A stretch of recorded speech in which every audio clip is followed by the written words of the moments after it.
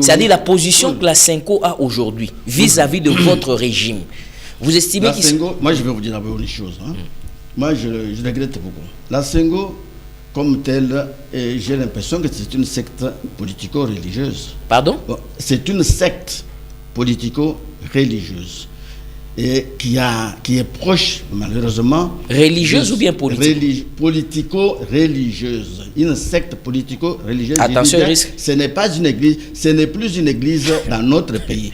Vraiment, elle joue véritablement les rôles d'une secte religieuse, comme à l'époque vous avez connu Kitawala. Si vous avez connu Kitawala, et c'est le véritable rôle que joue aujourd'hui la Sengo. À l'époque aussi, pour de la colonisation. Vous rappellerez les Kimbanguistes, donc les Simon Kimbangu lui-même, quand il s'est levé. Et là, c'était tout à fait bon. Pourquoi? Parce que Kimbangu luttait pour la libération spirituelle, si vous voulez, de notre peuple. Mais actuellement, c'est que Kitawala a fait presque la même chose. Mais c'est que nos amis, je les appelle maintenant nos amis de la Sengo, je parle d'Ambongo, je parle de Cholet, je parle de Fulgence Muteba, le trio.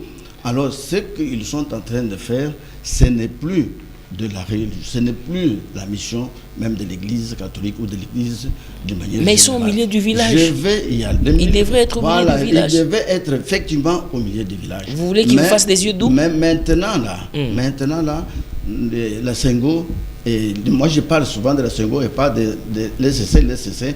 Pour moi, c'est un supplétif. C'est un supplétif, il n'a rien à dire. C'est celui qui agit là-bas, c'est un Bongo, celui qui agit, c'est un Cholet, c'est celui qui agit.